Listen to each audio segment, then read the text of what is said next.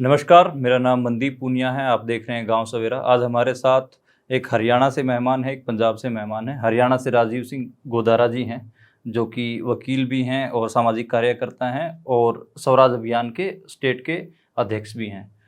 परमजीत सिंह गाजी हैं, जो पानी, एनवायरनमेंट और जो फेडरल इश्यूज़ हैं उनके ऊपर काम करते रहते हैं और पंथक जो पॉलिटिक्स है उसके बैकग्राउंड से आते हैं। आप दोनों का स्वागत है सर।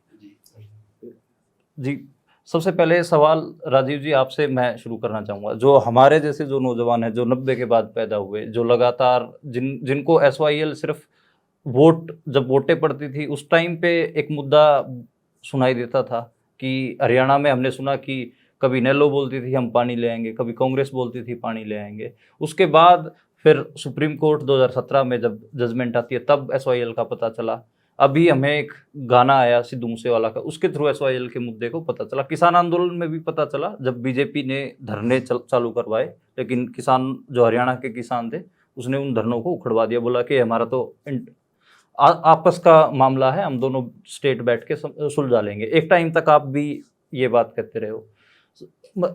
लंबे समय आपने इस इशू को नज़दीक से देखा है, कई डिबेट्स में भी शामिल रहे होंगे, आप भी शायद अग गए होंगे, इतनी डिबेट इस चीज़ पे हो चुकी होंगी। तो लेकिन फिर भी हमारे जैसे जो नौजवान जो 90 के बाद पैदा हुए, उनके लिए आप एक बार थोड़ा सा इस इशू को समझाएंगे थोड़ा सा कि ये एसवाईएल का इशू क्या है पूरा? देखिए, एक तो जब आपने कहा कि मैं हरियाणा से हूँ, तो मतलब मैं हरियाणा का रहने वाला हूँ, पर मैं इस डिबेट में, किसी भी डिबेट में इस इशू पे हरियाणा का प्रतिनिधित्व करता हूँ, ऐसा नहीं है। और अनफॉर्चुनेट पार्ट यही है कि जब लोग हरियाणा और पंजाब के होके बैठते हैं तो उसका इस तरह प्रतिनिधित्व करने लगते हैं कि वो एक मतलब साझी बात करने के बजाय या ज़्यादा न्याय संगत बात करने के बजाय एकदम उस आर्ग्यूमेंट में इतने धंसते चले जाते हैं और फिर उसको कुतर्क को वितर्क की तरह पेश किया जाता है जी। और ठीक इसी तरह पेश करने का दोनों राज्यों की पॉलिटिकल पार्टियों ने जो लगातार खेल किया वही है जो चुनाव के समय सुनाई पड़ता है। इसलिए मुझे अभी भी शंका है कि जब जब चुनाव के समय आपने सुना, हमने सुना, सबने सुना एसवाईएल की बात, जब जजमेंट आया तब सुना, और अब जो सुन रहे हैं शायद एसवाईएल का पानी का बात करें। एसवाईएल एक इशू है और पानी दूसरा इशू है, और उसके साथ जुड़े हुए बाकी बहुत सारे अलग इशू हैं। उन सब पे कोई स्पष्टता या समझ बनती हो ऐसा मुझे लगता नहीं है। या तो बहुत लाउड बहस होती है या बहुत सीमित मुहावरों में बहस होती है, और अब भी शायद कुछ इसी तरह से हो रहा है। जिसको आप एसवाईएल का पानी कहते हैं, एसवाईएल का विवाद कहते हैं, सवाल एसवाईएल से कहीं बड़ा है।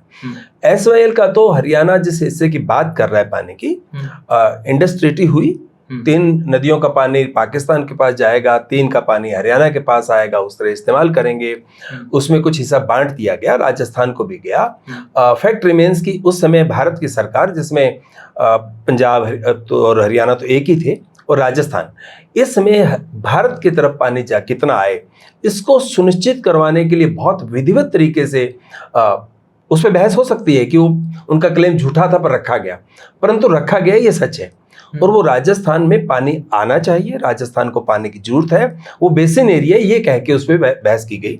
उसके डॉक्यूमेंट्स में आज भी दर्ज है इंडस ट्रीटी की जो एक इंटरिम रिपोर्ट आई थी 87 में, उसमें उसके आधार पे भारत को कितना पानी मिलेगा वो तय हुआ। उसके बाद एक हिस्सा राजस्थान को गया, 1947 से पहले जा रहा था वो तो जा ही रहा था, और इसके बाद जो पानी का बंटवारा हुआ कि इतना उसको जाएगा, और जब तक वो पानी का प्रबंध नहीं होगा तब तक पंजाब इस्तेमाल करेगा। इंडस ट्रीटी आने के बाद हरियाणा और पंजाब अलग बन जाते हैं। और बहुत इंटरेस्टिंग बात है कि अगर मान लीजिए हरियाणा और पंजाब अलग ना बनते तो फिर इस बात को हम कैसे देखते, और जब वो पॉलिटिकली ज्योग्राफिकल डिवीजन हो जाता है फिर कैसे देखते हैं। उसके बाद इन दोनों को कितना पानी मिलना चाहिए, जो पहले मिल रहा था भाखड़ा के माध्यम से, वो और उसके अलावा कोई पानी मिलना चाहिए नहीं चलना, ये लगातार विवाद रहा। दोनों राज्य अपने अपने क्लेम करते रहे। जब रीऑर्गेनाइजेशन एक्ट बना उसमें था कि 2 साल के अंदर दोनों राज्य बैठ के अपने मामले सुलझा लें, इस बात को तय कर लें, नहीं तो केंद्र सुलझाएगा। जैसा कि हमारे यहाँ माहौल हो गया है और लगातार तब से ही है, दोनों राज्यों के प्रतिनिधियों के बीच में कोई सहमति नहीं बनी और अंततः केंद्र सरकार के पास चला गया, और यूं कह सकते हैं केंद्र सरकार जिसके इंतजार कर रही थी वो दिन आ गया। तो केंद्र सरकार ने अंततः उस पर एक फैसला सुना दिया जिस फैसले पे सहमति नहीं थी। फिर एक 76 में ये नोटिफिकेशन हुआ ना, और उसके बाद 81 में जाकर एक फिर समझौता हुआ जिसके अंदर दोनों सरकारों ने फैसला किया, बयान दिया, परंतु उस पर भी और बाकी केस तब तक के विड्रॉ हो गए। परंतु उस पर भी सहमति नहीं बनी और 85 में जाके राजीव लोंगोवाल समझौते के बीच में भी हुआ कि ये ऐसे होगा। ये लगातार एक प्रक्रिया रही, परंतु जो पानी हरियाणा को रावी और ब्यास का पानी सतलुज के माध्यम से आना था और जिसमें हरियाणा को वो पानी दक्षिण हरियाणा तक पहुंचाना था, उसके लिए हुआ कि एक SYL नाम से सतलुज यमुना लिंक एक नहर बनेगी, जिस पानी को यहाँ से जो कैरी करना है वो ले जाकर अगली नहर में डालकर दक्षिण हरियाणा में पहुंचा दिया जाएगा। तो हरियाणा एक हिस्सा पानी का ले रहा है भाखड़ा कनाल से, दूसरा हिस्सा का पानी के लिए SYL बनना है। तो पानी कैरी करना, पानी हरियाणा में कितना आएगा वो एक सवाल है, पानी का चैनल क्या होगा दूसरा सवाल है। तो SYL उस एक चैनल का नाम है कि इस चैनल से आएगा। और जब कैनाल बनने लगी तो उस और कैनाल बने बिना एक स्वाभाविक बात है कि जो पानी की मांग आप कर रहे हैं, जो पानी पे आप दावा कर रहे हैं, वो अगर आपको मिलना भी हुआ और दोनों राज्यों में सहमति हो जाए, कानूनों से हो जाए, व्हाटएवर में भी, तो उसके लिए एक कैनाल चाहिए, एक चैनल चाहिए। वो चैनल जब बनने लगा तो पानी का विवाद से ज्यादा हटकर एक लोक मुहावरे में SYL शब्द ज्यादा आ गया। तो पानी में किसका कितना हिस्सा होगा, किसकी कितनी जरूरत है, क्या होना चाहिए, अंतर्राष्ट्रीय नियम क्या है, हमारे यहाँ के प्रावधान क्या है, इंडस्ट्री क्या थी, रीऑर्गेनाइजेशन एक्ट क्या था, उन सब बातों से ध्यान हटकर SYL बने या ना बने इस पे आ गया। अब अगर SYL बनती है और पानी नहीं आना है तो SYL का कोई यूज नहीं है, सवाल पानी का है। और अगर पानी आना है और पानी आने पे सहमति बन जाती है तो चैनल कौन सा बनेगा, कैसे बनेगा, इस पे बात हो सकती है। परंतु हरियाणा के अंदर भी जब बात होती है, पंजाब की बात अलग से करेंगे, हरियाणा के अंदर भी जब बात होती है तो हरियाणा का क्लेम जो है वो ये है कि भी हम इकट्ठे थे, हमारा हिस्सा भी पानी में बनता है, हमें दिया जाए, है ना। सब कुछ के बावजूद एक हिस्सा था, उसमें अलग हो गए, पानी दिया जाए। परंतु विद इन हरियाणा जब हम देखते हैं तो पानी हरियाणा के पास जो अवेलेबल है, क्या हरियाणा उस पानी को पूरे हरियाणा में समान वितरण कर रहा है? एक राज्य इकाई है, एक स्टेट है और वो एक इकाई है पॉलिटिकल, क्या वो अपने पानी का ठीक वितरण कर रहा है? तो पानी का उस इकाई में ठीक वितरण एक सवाल है, जिसके लिए एक दक्षिण हरियाणा का अपना एक क्लेम बनता है, जिसपे रघु यादव जैसे बड़े एक आंदोलन भी छेड़ा। तो ये एक बड़ा सवाल है। तो SYL उसका एक बहुत छोटा हिस्सा है, परंतु पहली बात तो हरियाणा के स्तर पे देखें तो जो पानी अवेलेबल है उसका समान वितरण होना चाहिए। इसके बाद पंजाब के साथ जो बात है वो पंजाब के साथ बात होनी चाहिए और उसमें बहुत सारे सवाल होंगे। अब सवाल ये है कि जब कोर्ट में मामला गया तो कोर्ट ने 2002 में फैसला दिया कि हाँ ये बननी चाहिए, SYL पानी बनना चाहिए, और जो इंडस्ट्री की इंटरिम रिपोर्ट थी जो नोटिफाई नहीं हुई है और उसके मेंबर या अध्यक्ष की नियुक्त होने थे वो नहीं हुए हैं, वो बने और बनने के बाद ही पानी की बात होगी। उसके बाद वहाँ एक एग्जीक्यूशन फाइल हुई जिसमें 2004 में फैसला हुआ और 2004 में फैसला होने के बाद पहला काम हरियाणा के नेताओं ने ये किया कि मिठाइयाँ बांटी गई, लड्डू बांटे गए, ऊंची ऊंची बातें कही गई, हम जीत गए, हमने ये कर दिया, हमने ये कर दिया। और ये जो दावा है ये किसी राजनीतिक भाषा का नहीं होता, ये समाज को साथ लेके चलने की भाषा नहीं होती। और ठीक इसकी प्रतिक्रिया पंजाब में हुई कि एक बूंद पानी नहीं देंगे। और फिर पंजाब ने 2004 जुलाई में, mostly if I am not wrong, जो कानून बना टर्मिनेशन ऑफ एग्रीमेंट्स एक्ट, जिसके खिलाफ मामला सुप्रीम कोर्ट फिर गया राष्ट्रपति रेफरेंस के माध्यम से, जिसका कुछ साल पहले फैसला आ गया और वो जो कानून बनाया था विधानसभा ने उसको रद्द कर दिया गया। अब ये तो एक पर्सपेक्टिव है। इसमें जो बड़े सवाल है, इसमें सवाल है क्या रीऑर्गेनाइजेशन एक्ट ठीक था, क्या उसमें कुछ पुनर्विचार की जरूरत है, क्या पानियों का बंटवारा इस तरह के एक्ट के माध्यम से हो भी सकता है, इंटरनेशनल ट्रीटीज जो हैं या इंटरनेशनल नॉर्म्स हैं उनके मुताबिक क्या होना चाहिए, और क्या फिर फेडरलिज्म के साथ इसका क्या संबंध है, ये बाकी सवाल हैं। और अब तो पिछले समय में ये भी सवाल आ गया है कि हरियाणा, राजस्थान जैसे राज्य इन नदियों का पानी इस्तेमाल कर रहे हैं, उस पे भी रॉयल्टी दी जाए, ये भी पंजाब के कुछ साथी मांग करने लगे हैं। तो इन मांगों पे कितना समर्थन है, कौन कहता है? और हमेशा कुछ आवाज़ें लाउड होती हैं, ऊंची होती हैं, कुछ उन आवाज़ों को एम्पलीफाई करने के माध्यम औजार होते हैं, जिनके पास है उनकी आवाज़ ज़्यादा सुनती है, परंतु समाज के किस हिस्से का विचार है और किस हिस्से का नहीं है, ये एसेस करना भी मुश्किल बात है। मुझे याद है 2016 में जब ये जजमेंट आया सुप्रीम कोर्ट का, टर्मिनेशन एक्ट रद्द कर दिया गया, तब भी हमने 2004 में भी कहा था, एक अलग समूह के नाते हम काम करते हो, हमने कि भाई पानी के सवाल को मुख्यतः सामने रखना चाहिए, और जब पानी के सवाल को सामने रखेंगे तो चाहे फिर हरियाणा हो, चाहे पंजाब हो, चाहे राजस्थान हो, उनकी जरूरतों के ध्यान में रखेंगे। प्राइमरली हम बात करेंगे कि पानी को बचाया कहाँ से जाए, पानी का इस्तेमाल कैसे हो, वो एक बड़ा सवाल है, वहाँ से केंद्रित करना चाहिए। और फिर पानी क्या हो, कितना पानी है, उसके असेसमेंट में बंटवारे का क्या होगा कि नहीं होगा, ये भी बात होनी चाहिए और सब चीज़ों को ओपन करना चाहिए। ये हमने एक बात कही, पानी का मूल सवाल को डील करिए, फिर पानी जिसको लेकर आप विवाद कर रहे हैं उसको केंद्र मत बनाइए, वो बहुत छोटा हिस्सा है। पानी बड़ा इशू है, उसमें जिस पानी को लेकर, जिसके विभाजन को लेकर और देने और ना देने का सवाल है, वो उसके बाद का एक हिस्सा है। तो बात को ठीक पर्सपेक्टिव में रखिए, एक। और दूसरा, हमारा तब भी कहना था कि इन सारे फैसलों में और सारे कानूनों और सुप्रीम कोर्ट के फैसलों के बावजूद समाज के अलग अलग हिस्सों के लोग आपस में बैठ के बात करें और वो एक दूसरे की ज़रूरतों को समझें, और उन ज़रूरतों को समझने के बाद जो निर्णय पे वो पहुंचेंगे वो समाज का निर्णय होगा, वही ज़्यादा न्याय संगत होगा, वही बेहतर होगा। मुझे याद पड़ता है कि 2016 में पंजाब के एक बड़े किसान संगठन ने इसी तरह की बात कही थी, और किसान मूवमेंट में जब भारतीय जनता पार्टी के लोगों ने SYL का सवाल बार बार उठाया कि अब पंजाब के किसान संगठनों के साथ मिलकर लड़ाई लड़ रहे हैं, तो फिर SYL का पानी का क्या, इनको कहिए SYL का पानी दे। किसान मूवमेंट के अंदर लगभग सभी ताकतों ने जो मूवमेंट में लगी थी, उन्होंने कहा कि हमारे बीच का मामला है, आप हमारे आंदोलन को बांटिए मत, हम एक हैं, हम बैठ के बात कर लेंगे। और मुझे लगता है समाज के कोई भी हिस्से जब बात करते हैं तो बहुत छोटा छोटा हिसाब भी करते हैं, क्या सिद्धांत है, क्या न्याय है, क्या जरूरत है, ये सब बात करते हैं। जिस मुहावरे का हम इस्तेमाल करते हैं, छोटा भाई बड़ा भाई, उस मुहावरे का इस शब्दों में कुछ नहीं है। इस मुहावरे के पीछे मूल में जो एक संबंध है, मानवीय संबंध का जो तत्व है, उस तत्व को सामने रख के ही समाज या लोग या समूह अपने आपसी बातचीत से फैसला करते हैं। मुझे लगता है अंततः इसका वही रास्ता है, और जब वो रास्ता होगा तभी न्याय संगत भी होगा। उससे अंततः जो लोग शामिल होंगे, पंजाब, राजस्थान, हरियाणा, जो भी लोग बैठेंगे, जहाँ के जिन लोगों के सवाल है, वो ठीक रास्ते पे पहुँचेंगे। 10 समय गाजी, आपने राजीव जी की बात भी सुनी। एक जो आम हरियाणवी युवा है, वो उसके मन में सवाल बड़ा लाजमी उठता है कि पंजाब हमें पानी क्यों नहीं दे रहा है। तो ऐसा ये बहुत मतलब कच्चा सा सवाल है, लेकिन मैं भी उसी हरियाणवी युवा को अपनी जुबान से आपसे पूछना चाह रहा हूँ उसका सवाल को, कि पंजाब हरियाणा को पानी क्यों नहीं दे रहा। बहुत कच्चा सा सवाल है। देखिए, एक बात तो ये है कि ये जितना भी पानी का मसला है उस पर एक नरेटिव पिछले सारे समय में बना रहा, जो कि एक ख़ास तरह की पॉलिटिक्स से प्रभावित था। और ऐसे जितने भी सवाल हैं वो इसी पॉलिटिक्स से प्रभावित जो माहौल है उसी में से उपजते हैं। आप हरियाणा की तरफ से कर रहे हैं, अगर आप पंजाब में जाएंगे तो वहाँ आपको सिमिलर सवाल जो हैं कि पंजाब के पास पानी देने के लिए नहीं है, पानी का कोई हक नहीं बनता, ऐसी बहुत सारी बातें आएंगी। देखने वाली बात यह है कि जो एक कॉलोनियल पॉलिसी थी, जो बस्तीवादी पॉलिसी थी, उसमें यह था कि इश्यूज़ को बहुत ज़्यादा कम्प्लेक्स कीजिए और जो क्षेत्र हैं, जो पॉलिटिकली जब उनको रीऑर्गेनाइज करना है, उनको हमेशा एक दूसरे में फंसा के रखा जाए।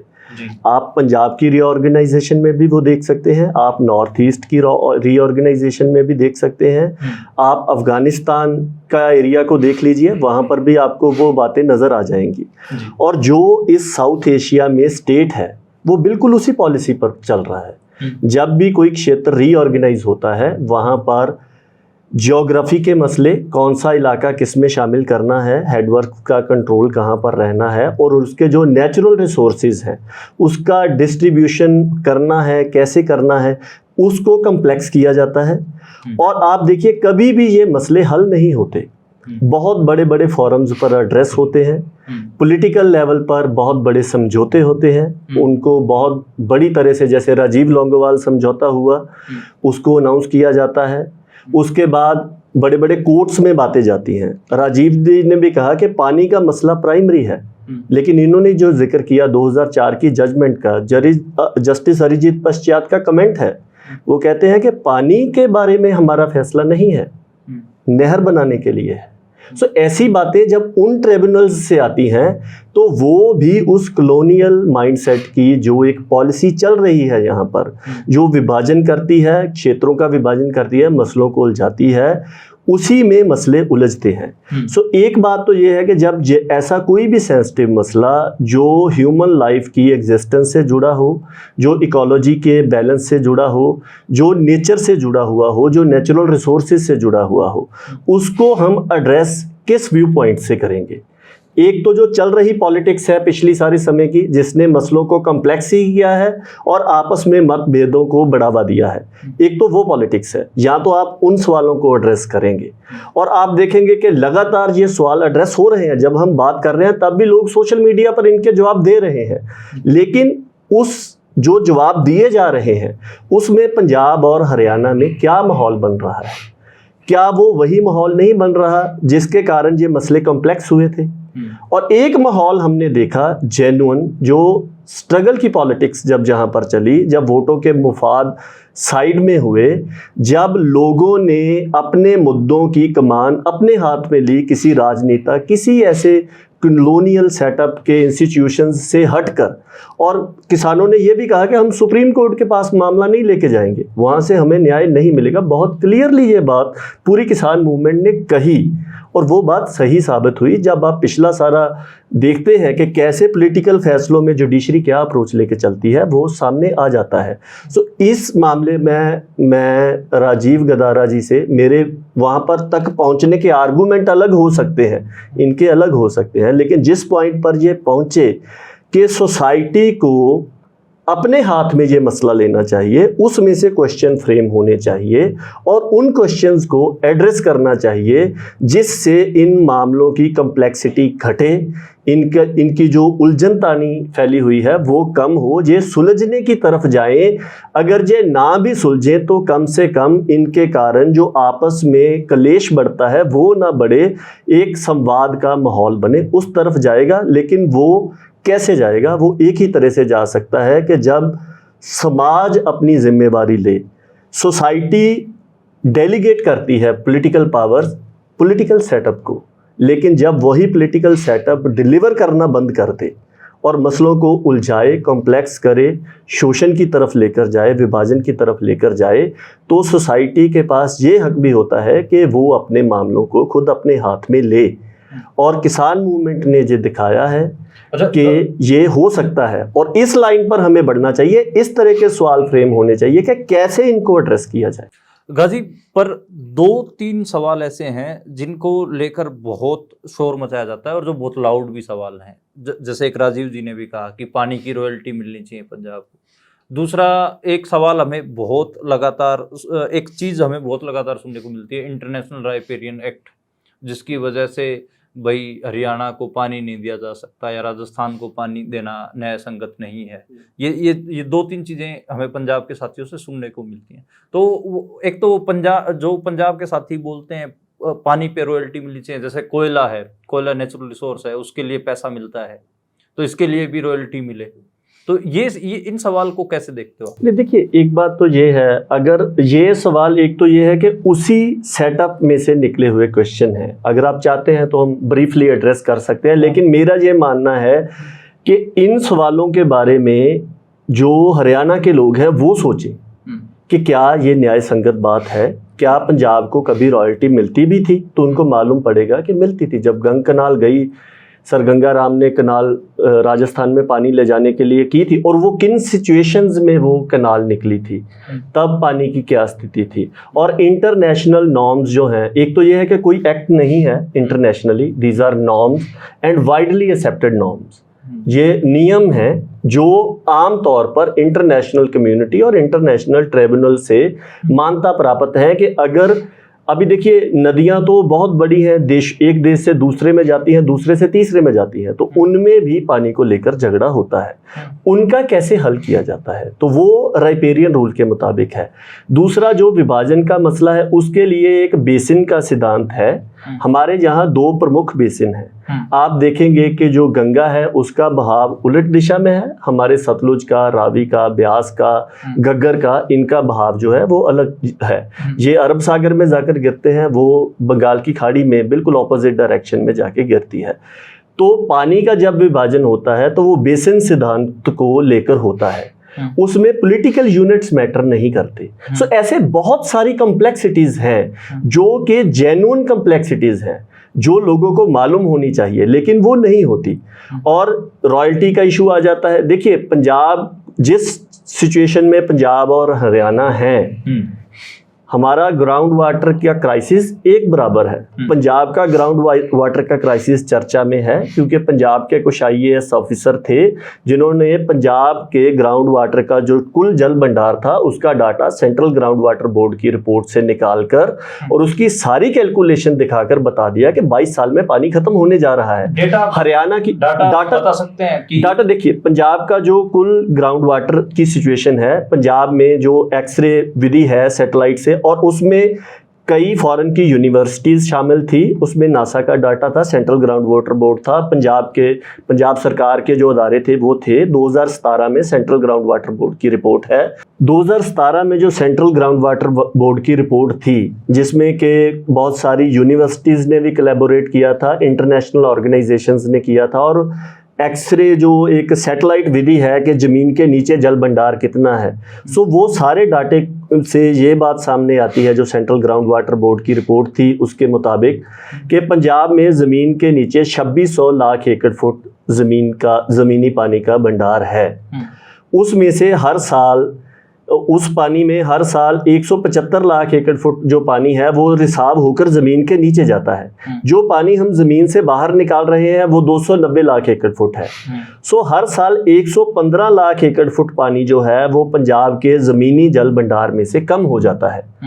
और अगर आप 2600 लाख एकड़ फुट को डिवाइड करें 115 पर तो आपको एक टाइम पीरियड मिल जाएगा। मान लीजिए कि आपके पास 2600 घड़े पानी के हैं, आपके पास 175 हर साल नए आते हैं, 290 आप इस्तेमाल कर लेते हैं, हर साल 2600 में से 115 घड़े जो हैं वो कम हो रहे हैं, तो 22.5 साल में आपका पानी खत्म हो जाएगा। और ये स्थिति अगर आप डाटा निकालें उसी रिपोर्ट में से तो हरियाणा की डिफरेंट नहीं होगी, क्योंकि हमारे एक्वीफर्स, ये बात ठीक है कि बेसन हरियाणा का कुछ एरिया जो है वो ट्रांजिशन एरिया में आता है, यहाँ पर बेसन शिफ्ट होता है। इंडस बेसन का कुछ इलाका ऐसा है, घग्गर का जो इलाका है, घग्गर नदी का जो क्षेत्र है वो इंडस बेसन में आप मान सकते हैं। हालांकि जो इंडियन गवर्नमेंट का अपना डाटा है WRIS वेबसाइट पर है, जो टेक्निकल डाटा है, घग्गर एक इनलैंड ड्रेनेज एरिया में है।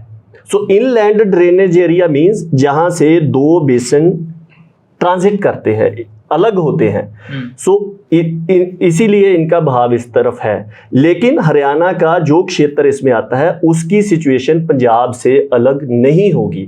बेशक वो ट्रांजिशन एरिया में पड़ता है वो इलाका, लेकिन उसकी ग्राउंड वाटर की सिचुएशन पंजाब से अलग नहीं होगी। हम पंजाब के ग्राउंड वाटर को फॉलो करते रहे हैं, हमने हरियाणा की सिचुएशन को भी बहुत क्लोजली तो नहीं, पंजाब जितना तो नहीं, लेकिन उसको फॉलो किया है। वहाँ भी ग्राउंड वाटर का क्राइसिस है।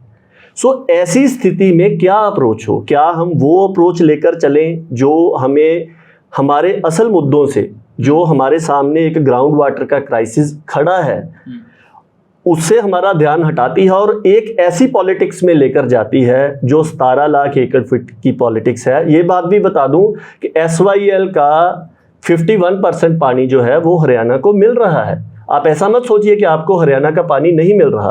उसमें 35 लाख एकड़ फीट पानी जाना था, क्योंकि जो हेडवर्क्स हैं उनका कंट्रोल पंजाब के पास नहीं है, तो उसमें एक्स्ट्रा डिस्चार्ज जो भाखड़ा मेन लाइन में छोड़ा जाता है वो 18 लाख एकड़ फीट पानी जो है 35 में से वो हरियाणा को ऑलरेडी मिल रहा है। अभी वो स्कीम के मुताबिक डिस्ट्रीब्यूट हो रहा है या नहीं डिस्ट्रीब्यूट हो रहा, वो एक अलग बात है। आप वो बात हरियाणा में बेहतर समझ सकते हैं, लेकिन वो पानी जा रहा है। और 17 लाख एकड़ फीट पानी ऐसा है जो अगर हम देखें कि, और उसमें पानी की असेसमेंट कब हुई ये बात भी देखनी चाहिए, क्योंकि पंजाब में अभी आप देखेंगे, हम 2 स्टेटों की बात कर रहे हैं ना, आने वाले 5 सालों में पंजाब में इंटर रीजन कॉन्टेस्ट होगा नहरी पानी को लेकर, दरियाई पानी को लेकर, क्योंकि जैसे जैसे ज़मीनी पानी का क्राइसिस बढ़ेगा, पंजाब के 8 ज़िले ऐसे हैं जहां सिर्फ पहले एक्वीफर में ही पानी है, पहले एक्वीफर के बाद ज़मीन में पानी नहीं है। ये गवर्नमेंट की रिपोर्ट्स बता रही हैं। सिर्फ पंजाब के 4-5 ज़िले ऐसे हैं जहां तीनों एक्वीफर्स में पानी है। और जो पहले एक्वीफर्स वाले ज़िले हैं वहाँ पर दरियाई पानी जो पंजाब के विद इन एलोकेटेड था, वो विद इन पॉलिटिक्स के कारण भी साउथ वेस्ट मालवा में शिफ्ट हुआ है। पंजाब के पास थोड़ा बहुता बचा हुआ दरियाई पानी है, उसके लिए पंजाब में कॉन्टेस्ट होगा, आप देखेंगे अगले 5-7 सालों में। और इस बार उसका जैसे जैसे ये क्लाइमेट चेंज का असर, देखिए एक बात तो यह कि ऐसी चीज़ें सामने आ गई जो किसी ने कभी सोची नहीं थी। किसी ने नहीं सोचा था कि क्लाइमेट चेंज होगा, रिवर फ्लो कम हो जाएंगे और पानी की खपत इतनी ज़्यादा बढ़ जाएगी लाइफस्टाइल चेंज होने के कारण और फसली चक्कर चेंज होने के कारण। हम दोनों स्टेट एक बहुत बड़े क्राइसिस में फंसे हुए हैं, जहाँ पर हमें अपने क्वेश्चंस करेक्ट करने की ज़रूरत है और ऐसी अप्रोच अपनाने की ज़रूरत है जहाँ हम आपस में अपनी समस्याओं को एक दूसरे के साथ बांटें, एक दूसरे की सिचुएशन को समझें और फिर जो बुनियादी नॉर्म्स, किन नॉर्म्स पर बात हो। अभी तो पॉलिटिक्स हो रही है कि पानी नहीं देंगे और पानी लेके रहेंगे, इसी बात पर हो रही है ना। इसमें कोई आर्गुमेंट तो है नहीं, ना ही आर्गुमेंट हो सकता है। सो आर्गुमेंट को जिंदा करने के लिए हमें अपना स्पेक्ट्रम रीस्ट्रक्चर करना पड़ेगा। ये जो एक कॉलोनियल अप्रोच है उसके इम्पैक्ट से बाहर आकर होगा और ये पॉलिटिकल इंस्टीट्यूशंस के बीच में से कभी नहीं होगा। सोसाइटी को अपना रोल निभाना पड़ेगा। जी राजीव जी, मैं आपके पास आना चाहूँगा कि आपने गाजी की बात भी सुनी सारी, तो वो कह रहे हैं कि 51% पानी तो हरियाणा को मिल ही रहा है। और उसमें फिर एक सवाल जो हरियाणा में नौजवान बड़े चस्के से उसको बार बार उठा रहे हैं कि अहिरवाल में तो इंडस्ट्री इस्टेब्लिश हो गई है, मानेसर, बावल, रेवाड़ी, महेंद्रगढ़, ये सारा इलाका तो इंडस्ट्रियल इलाका हो गया है। यहाँ पे लोग, जो वहाँ के लोग इन फैक्ट्रियों में जाके चौकीदारा करेंगे या खेती बाड़ी करेंगे, उनको पानी की ज़रूरत क्या है? मंदिर भाई, असल में सवाल ये है कि हम चुनते हैं खुद, और ये भी एक पॉलिटिक्स है कि किस युवा की या किसको हम युवा कह के और युवा की आवाज़ का नाम देते हैं और किसको नहीं देते हैं। जी, तो ठीक है, आपने ये सुना या आपने चुना, वो आपकी चॉइस है जी। परंतु सवाल ये है नहीं। जब गाजी साहब ने भी जो कहा और मैंने भी जो कहा, समाज जब बात करेगा, और जैसे इन्होंने कहा पंजाब में पानी जमीन के नीचे किस हालत में है और हरियाणा में भी लगभग वही स्थिति होगी, तो हमें समाज के एक दूसरे के कंसर्न समझने की बात है कि एक दूसरे के कंसर्न हम समझेंगे और एक दूसरे के कंसर्न को हम एड्रेस करेंगे। जिसका मैंने कहा छोटा भाई बड़ा भाई की जो बात है, ये मुहावरा नहीं है, ये उस कंसर्न को समझने और उसको एड्रेस करने का जो सार है उसका नाम है। और जब उसको हम समझते हैं तभी समाज आपस में बैठ के बात करता है। और जब उसको समझेंगे तो जब पंजाब हरियाणा की बात समझेंगे, मालवा, दोआबा और माझा की बात समझेंगे, तो हरियाणा के बागड़, देसवाल और अहिरवाल की बात भी समझेंगे।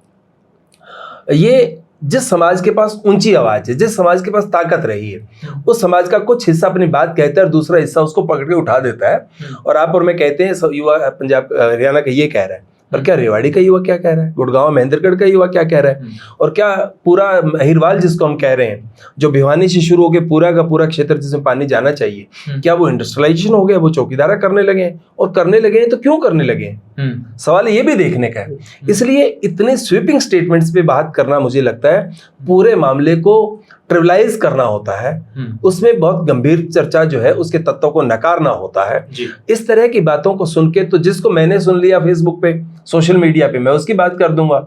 आपने जिन 4 लोगों को फॉलो करते हैं आप उसकी बात कर दीजिए।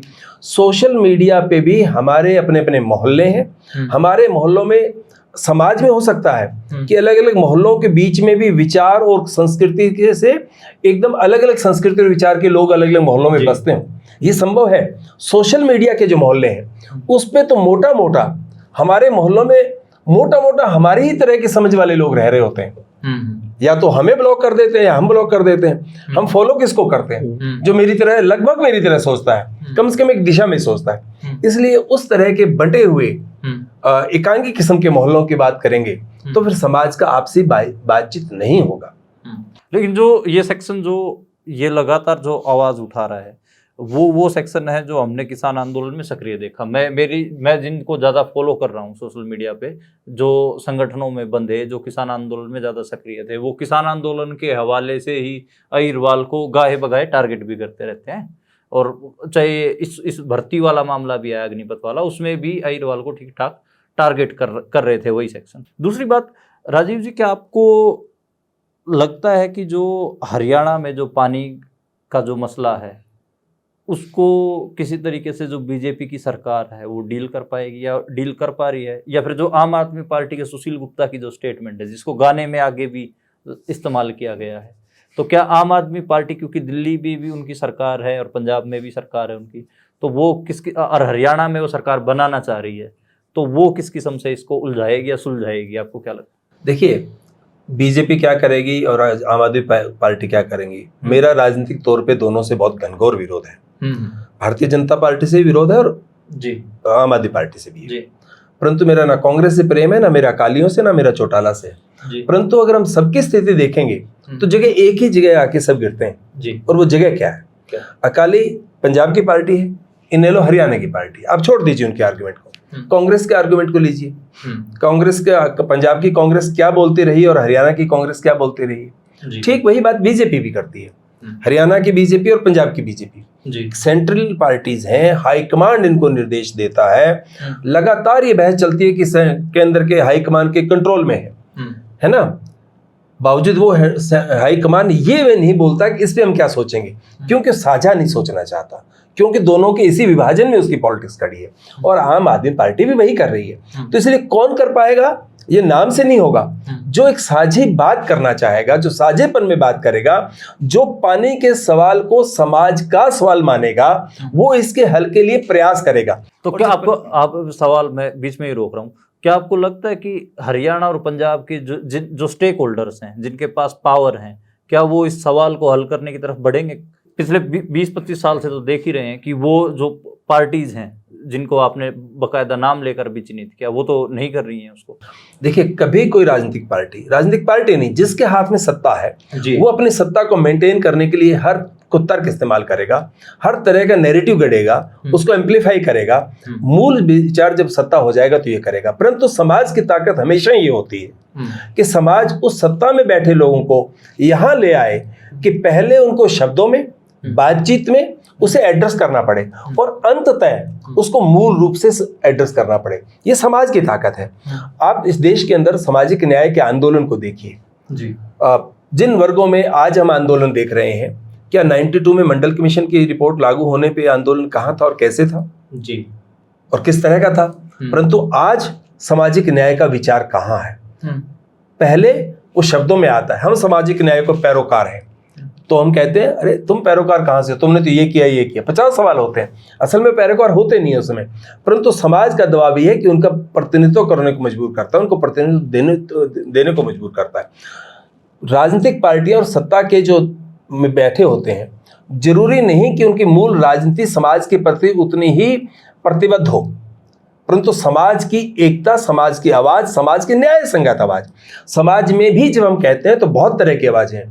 समाज के अंदर अलग अलग डोमिनेंस वाले वर्ग हैं और अपने डोमिनेंस को स्थापित करने के लिए अपनी तरह से नैरेटिव करते हैं, परंतु जो न्याय संगत आवाजें और बहुत विचार विमर्श के बाद उठेंगी, वो सत्ता के केंद्र में बैठे वो जो समाज हित की बात नहीं कर रहे होते, उनको मजबूर कर देती हैं कि वहां आए, और उनको आना पड़ता है। लगातार ये हुआ है। मेरे को इसमें यही समझ में आ रहा है कि आप जिन ताकतों की बात कर रहे हो, जिनको इकट्ठा बैठना चाहिए, मान लो वो इकट्ठा बैठ भी जाएं, किसान यूनियन इकट्ठा बैठ जाएं, पंजाब और हरियाणा की नागरिक संगठन बैठ जाएं, और जो दूसरे संगठन हैं समाज के वो इकट्ठा बैठ जाएं, वो एक हल भी निकाल लें, क्या आपको लगता है कि वो जो हल पेश करेंगे सत्ता को, जो कहेंगे कि ये हमारे लिए करके दे दो, ये हम हमारे समाज ने करके दिया, क्या वो उस पर वो सत्ता करेगी उसको? आप ही पूछ रहे हैं कि अगर समाज एक सर्वसम्मत आपसी समझ से एक फैसला दे देता है जो न्याय संगत पे होगा, तो क्या सत्ता उसे मानेगी? मुझे लगता है कि सत्ता को मानने के लिए बाध्य होना ही पड़ेगा। सत्ता उसे अनदेखा नहीं कर सकती। अगर सत्ता किसान आंदोलन के आगे झुकना पड़ता है, उसके अपने, और वो इरादे ऐसे नहीं हैं जिसमें उसके हित नहीं छुपे थे, उसमें देश दुनिया के बड़े फाइनेंस कैपिटल के हित छुपे थे, उसमें कॉरपोरेट के हित छुपे थे, एक तरह से इकोनॉमी को ले जाना चाहते थे, इसके बावजूद भी उन्हें मानना पड़ा। और वो सर्वसम्मत इस तरह नहीं, समाज का एक वर्ग जो किसानों से जुड़ा था वो आंदोलन कर रहा था। परंतु जो सत्ता समाज के अलग अलग हिस्सों के इंटरेस्ट को पूरा करने का नैरेटिव खड़ा करके वोट लेने की कोशिश करती है, उस सत्ता को अगर ये मिला कि ये सर्वसम्मत फैसला है, तो मुझे लगता है कोई भी सत्ता में बैठा व्यक्ति उसको जल्दी से पकड़ लेना चाहेगा। गाजी साहब, आपको क्या लगता है, जिस हिसाब से जो सेंट्रल पावर है वो लगातार केंद्रीकरण कर रही है। फेडरल जो इश्यूज हैं वो सारे स्टेट्स के बढ़ ही रहे हैं, और पंजाब में भी लगातार फेडरल इश्यूज पे बात हो रही है। पानी को फेडरल इश्यूज के साथ ही जोड़ के लोग आजकल देखने लगते हैं। तो आपको जी हाँ, गाजी साहब के पहले मैं एक बात कहना चाहता हूँ। जो आपने सवाल पूछा उसमें से एक ही बात कही जा सकती है। हाँ। जो इस बात मैंने और गाजी साहब ने कही कि समाज तय करे, उसका एक मूल तत्व जो है, मूल सार जो है वो ये कि समाज एक दूसरे के कंसर्न को समझते हुए, रेखांकित करते हुए, उसके प्रति सरोकार जताते हुए एक निर्णय पे पहुंचेगा। बस यही बात कही जा सकती है, यही उसका सार है। राज्यों के साथ सेंटर के जो विरोध हैं वो तीखे हो रहे हैं, जिस किस्म से वो अपने हाथ में पावर ले रहे हैं, तो उस सारे चीज में क्या कहीं ये स्पेस बचता है कि हरियाणा और पंजाब बिना सेंटर के दखल के अपने मुद्दों को सुलझा भी लेंगे? देखिए, हमने एक मसला तो जो बहुत बड़ा मसला था वो हल किया, और वो उसकी जो इम्प्लीकेशंस हैं वो कितनी बड़ी सक्सेस थी, उसके मायने समाज के लिए क्या है, सोसाइटी के लिए क्या है, इस पूरे क्षेत्र की पॉलिटिक्स के लिए क्या है, और इन पॉलिटिकल बॉर्डर्स से बियॉन्ड इस पूरे साउथ एशिया जो एक ग्लोबल चेंज आ रही है, उस सभी में उसके मायने क्या है, ये हमने अभी पूरी तरह अंडरस्टैंड नहीं किए। और उसमें क्या ऐसी प्राइमरी फोर्स थी, कौन सी बात थी जो उसको लगातार ड्राइव करती रही, कौन सी ऐसी बात थी जो बहुत ही सक्सेसफुल सेंटर के बोल लीजिए, बीजेपी के बोल लीजिए, जो उनके बहुत कारगर टूल थे, वो सभी नाकाम हुए। क्यों हुए, उस पर हमने अभी कोई विश्लेषण नहीं किया, लेकिन हमें ये बात मालूम है कि उसमें से जितना पोटेंशियल निकला है वो इतना है कि उसमें से अगर हम उसको टैप करना शुरू करें तो बहुत बड़ी सकारात्मक चेंजेस आ सकती हैं। उसमें से एक बात ये स्पष्ट रूप से सामने आई कि जितने पॉलिटिकल इंस्टीट्यूशंस हैं यहाँ के, वो जस्टिस को डिलीवर करने और रीज़न की बात को इस्टेब्लिश करने में नाकाम रहे हैं। इसीलिए सोसाइटी ने इतनी बड़े लंबी स्ट्रगल को लड़ा और अपने दम पर जीता, बड़े बड़े टूल्स को फेल किया। जो अभी उसमें से नई तरह की प्रॉब्लम्स भी पैदा होंगी जब इतना पोटेंशियल एक्सप्लोर हो जाता है, और एक शताब्दी है उसे मालूम है कि ये रास्ता ऐसा है कि अगर लोग इस रास्ते पर चल पड़े तो फिर जो हम करना चाहते हैं और जो हम करते आ रहे हैं वो आगे नहीं हो सकता। अभी मैं पंजाब की एक एग्जांपल बता सकता हूं कि जब 97 में ऐसी ही स्थिति थी, जब इमरजेंसी लगी, लोगों ने, खास कर पंजाब के लोगों ने, उसमें एक पॉलिटिकल पोटेंशियल जो जॉइंट स्ट्रगल है उसमें एक कारगर रोल निभाने का, सेंट्रलाइजेशन ऑफ पावर के बरखिलाफ, वो पंजाब के लोगों ने इमरजेंसी के दौरान दिखा दिया था। और उसके बाद आप देखिए क्या हुआ, लगातार 77 से लेकर 82 तक पंजाब को आइसोलेट करने की एक प्रोसेस चला और वो सक्सेसफुल हुआ, और उसके बाद 84 और बाकी जो इवेंट्स हैं वो हुए। अभी ये जो किसान आंदोलन है उसमें जो हमने एक जॉइंट भूमिका निभाई है, और उसमें पंजाब को हरियाणा ने बड़ा भाई कहा, और वो गलत नहीं कहा, उसमें ऐसा रोल था पंजाब का। हमने देखा कि कितने डिसिप्लिन से पॉलिटिकल स्ट्रगल वो जो थी वो चली, और हरियाणा के जो बुजुर्ग थे वो हमें मिलते थे, वो बोलते थे कि हमारा एजिटेशन 3 दिन में ख़त्म हो जाता था, कि आप लोग इतने सब्र के साथ इसको चला रहे हैं, ये हमारे लिए सीखने वाली बात है। ये जो इतना पोटेंशियल पंजाब, हरियाणा या इस सोसाइटी के स्ट्रगल ओरिएंटेड लोगों ने एक्सप्लोर कर दिया है, स्टेट या जो शताब्दी है वो इससे बहुत विचलित है, वो इस बात को तोड़ेगी। और आप देखिए पंजाब के बारे में जो एक नेगेटिव परसेप्शन है वो लगातार पिछले सारे समय में बिल्ड की जा रही है, और बाकायदा टूल्स के ऐसे इंसिडेंट को होने देते हैं।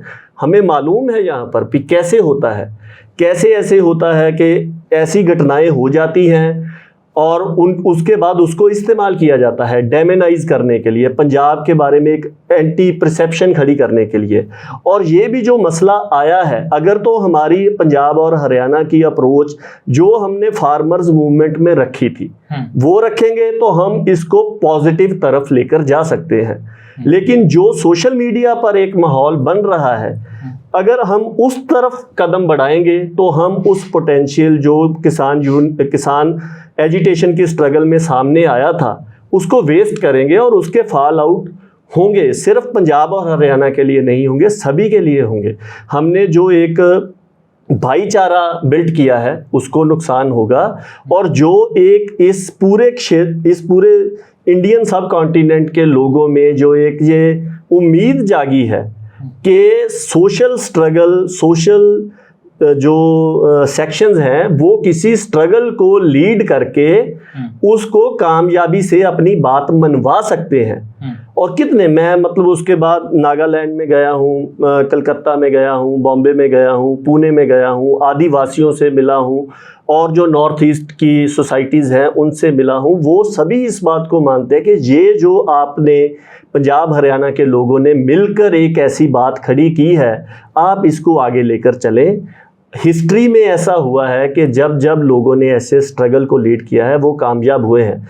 एक बात जो सोशल मीडिया के बारे में आई थी, देखिए आज से 5 साल 7 साल पहले ये समय था, ऐसा वक्त था कि जो सोसाइटी में हो रहा होता था वो सोशल मीडिया पर डिस्कस होता था जी। लेकिन अब ये सर तले पाँव उल्ट बात हो गई है।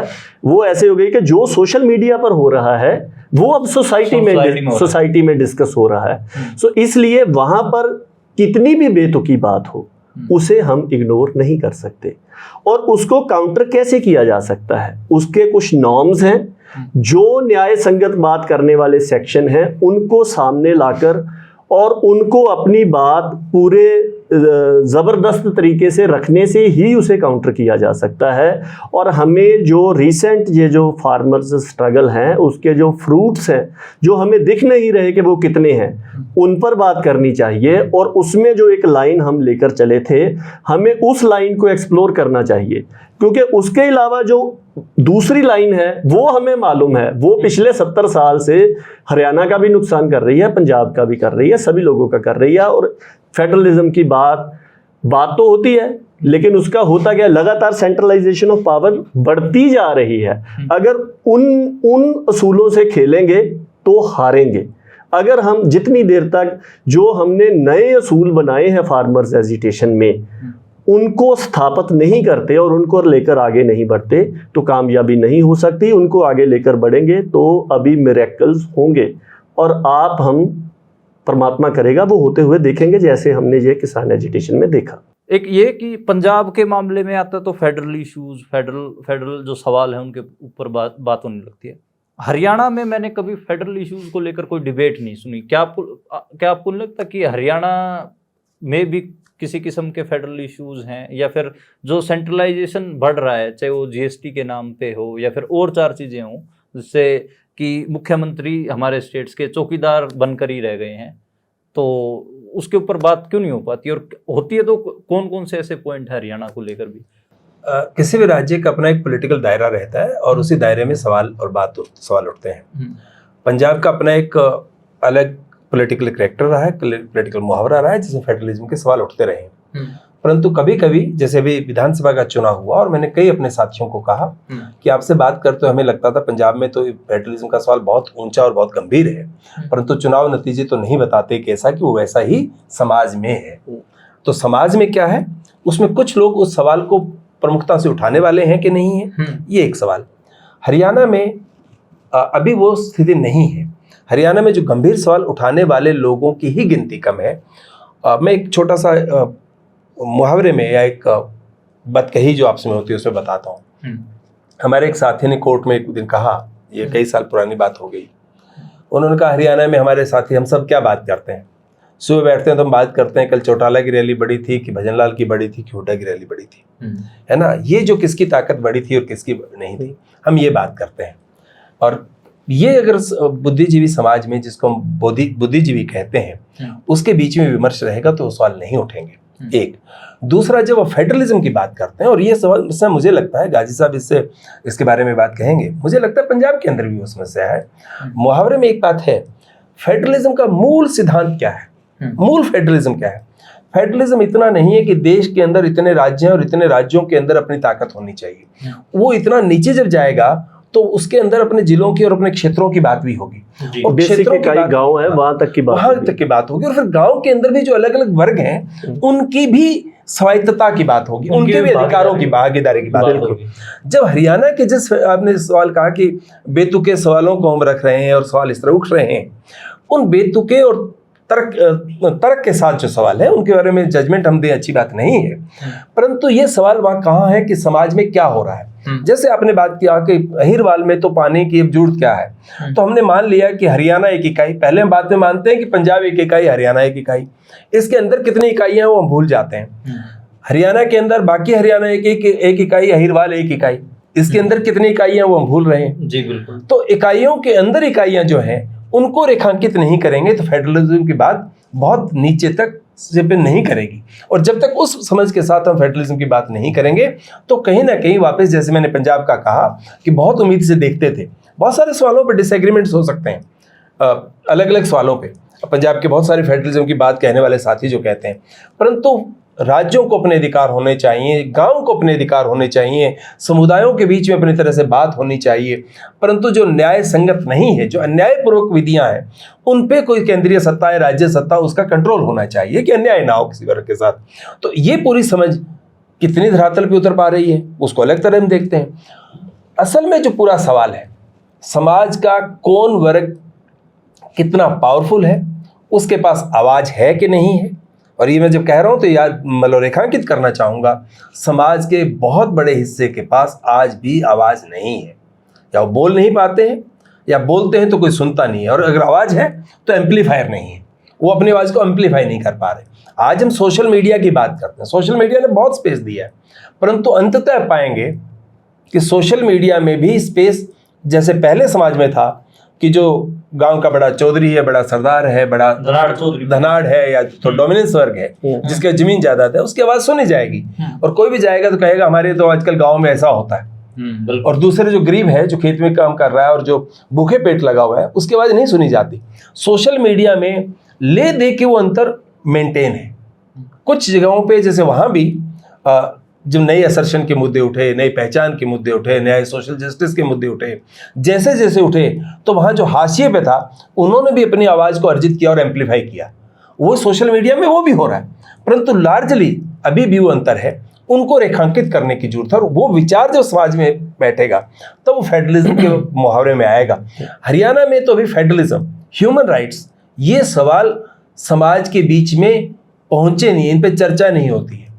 मतलब दिक्कत ये पंजाब में, और ह्यूमन राइट्स के सवाल की बात जब करें, कुछ सवाल या ह्यूमन राइट्स की वायलेशन उस तरह से जिसको ह्यूमन राइट्स के आर्ग्यूमेंट में देखा जा रहा है, तो उस पर चर्चाएं शुरू होती हैं। ऐसा नहीं कि हरियाणा में ह्यूमन राइट्स की वायलेशन नहीं होती है, ह्यूमन राइट्स का दायरा जैसे ही बड़ा कर देंगे तो बहुत भयानक होती है।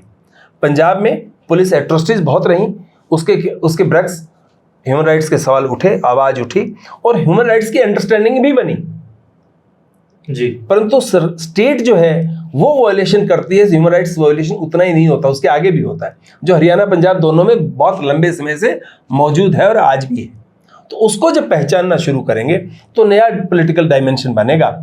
और हरियाणा में उस पॉलिटिकल मुहावरे में मुझे लगता है पंजाब से काफ़ी पीछे आज भी है, जो लगातार है। इसमें एक बात मैं भी ऐड करनी चाहता हूँ। एक तो हमें ये देखना चाहिए कि एक तो है रिटोरिक ऑफ फेडरलिज्म, और जो मेनली पॉलिटिकल क्लास ही करती है वो चलता है, लेकिन एक पॉलिटिक्स के बारे में भी हमें अंडरस्टैंडिंग, एक तो है इलेक्टोरल पॉलिटिक्स और एक है पॉलिटिक्स ऑफ स्ट्रगल। अगर आप पंजाब में देखें तो जो फेडरलिज्म की बात थी, जो न्याय की बात थी, जो एक सेंट्रलाइजेशन ऑफ पावर के बरखिलाफ चलने की बात थी, वो पॉलिटिक्स ऑफ स्ट्रगल में थी। वो इलेक्टोरल पॉलिटिक्स में हो ऐसा जरूरी नहीं है। और हम लगातार बोल रहे थे ये बात कि इलेक्टोरल पॉलिटिक्स में वो रिफ्लेक्ट नहीं करेगी। वो इसलिए नहीं करेगी कि इलेक्टोरल पॉलिटिक्स जो है इस क्षेत्र की, इस सारे इंडिया की, वो फेडरलिज्म को डिलीवर करने से फेल हुई है, पिछले 70 साल में फेल हुई है। इसीलिए अभी पॉलिटिक्स ऑफ स्ट्रगल जो है वो रेलेवेंट होगी। इलेक्टोरल पॉलिटिक्स के नॉर्म अलग रहेंगे, वो इररेलेवेंट होगी। पंजाब में आप किसी से भी पूछ लीजिए, आप पंजाब को काफ़ी जानते हैं, उन्होंने इसलिए आम आदमी पार्टी को वोट नहीं किया कि वो आम आदमी पार्टी को बहुत अच्छा समझते थे, वो बाकी सभी को रिजेक्ट करना चाहते थे, इसलिए उन्होंने कर दिया। और ये बात आप देखिए काफी ज्यादा, ये एक बात ऐड करना चाहूंगा जी साहब, राजीव जी, मैं जिस दिन चुनाव परिणाम आए तो उस दिन मैं पंजाब के चैनल में भी बैठा था, उसके बाद पंजाब के कई लोगों से भी मिला, तो मैंने उनसे पूछा कि ये आपने क्या कर लिया, आप इनके स्टैंड देखिए और आप जो बात बोलते हो वो देखिए। तो वो बोलते थे कि देखो, एक तरफ थे लुटेरे, दूसरी तरफ थे डकैत, हमने जेब कतरों को चुन लिया है। तो वो उस आम आदमी को जेब कतरा मान रहे हैं, डकैत और उसको लुटेरा मान रहे हैं। ये नॉर्म्स भी अलग है। और उसमें आप देखेंगे कि अभी हरियाणा में जो है फार्मर्स एजिटेशन, फेडरलिज्म की बात उसमें थी, सेंट्रलाइजेशन के अगेंस्ट की बात थी, इसमें थी कि और हरियाणा ने बराबर स्ट्रगल किया उसके लिए।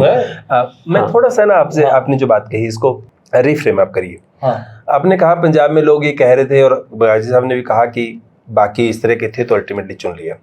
आप याद करिए 2017 में आम आदमी पार्टी के 20 विधायक बने, 10-11 विधायक अलग हो गए, और जो अलग हुए सबसे पहले शुरुआती दौर में खैरा साहब, वो फेडरलिज्म का और पंजाब की स्वायत्तता और पंजाब की बात कहकर हुए थे, है ना।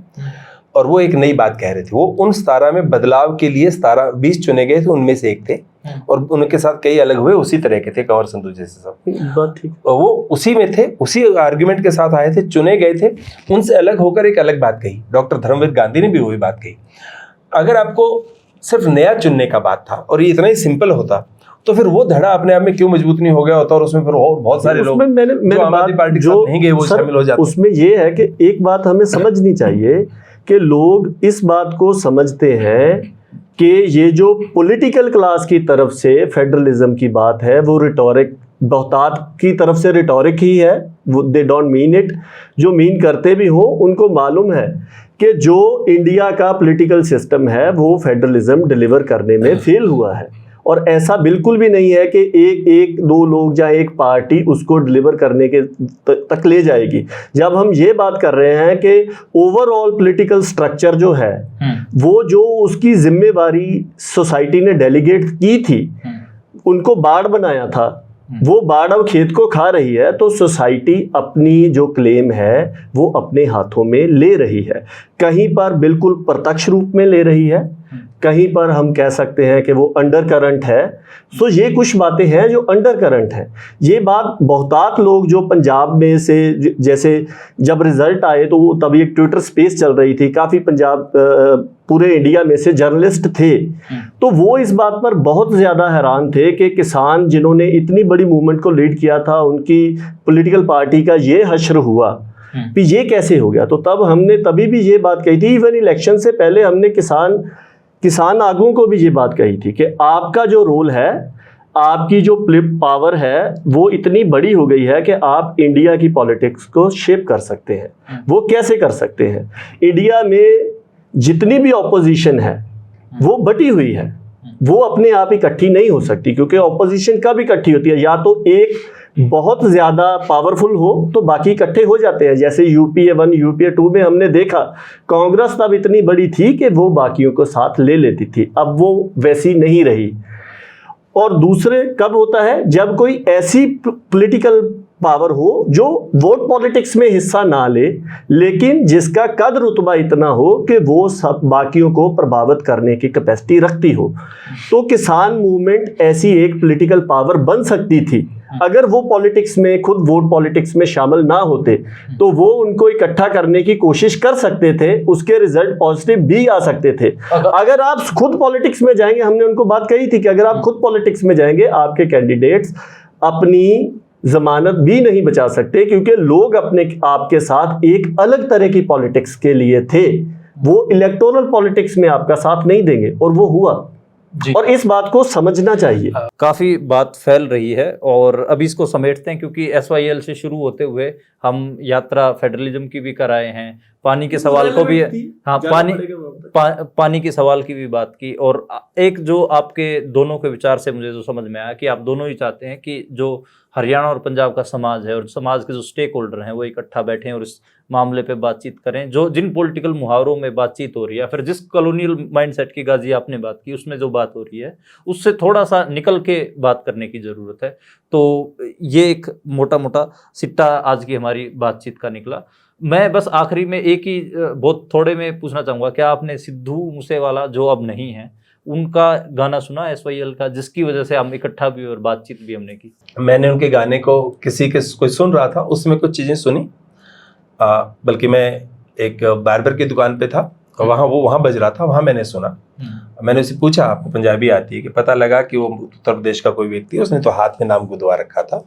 उसने कहा मुझे पूरा गाना आता है, और 295 तो साथ साथ गा रहा था वो, जितना वो बजा, बीच में बदल गया था। मैंने अखबार में पढ़ा कुछ गाने के बारे में, क्या है गाने में, मैं इतना ही कह सकता हूँ। गाने के बारे में चर्चा करनी होगी तो फिर गाने को पढ़ना होगा, सोशल साइंसेज के या विचार की तरह से चर्चा करेंगे तो फिर अलग तरह की चर्चा होगी, दूर तक जाएगी। आपको आपने सुना होगा तो आपको क्या उसके ऊपर क्या कमेंट रहेंगे? देखिए, उस गाने ने एक मसले को चर्चा में लाया है और हमारे लिए ज़रूरी ये है कि वो चर्चा किस दायरे में हो, इतना ही कमेंट करूँगा। जी, शुक्रिया राजीव जी और शुक्रिया गाजी जी। तो जो गाजी जी की बात है उसी पे ख़त्म कर रहे हैं कि जो चर्चा में जो SYL या फिर जो और इश्यूज जो उसने एड्रेस करने की कोशिश की है, चाहे वो बंदी सिंह की रिहाई की बात हो उस गाने में, SYL गाने में, या फिर दूसरे जो मामले उनकी बात हो, तो उनकी चर्चा किस किस्म के दायरे में होगी, कैसे होगी, उस पर हमें सोचने की ज़रूरत है। शुक्रिया।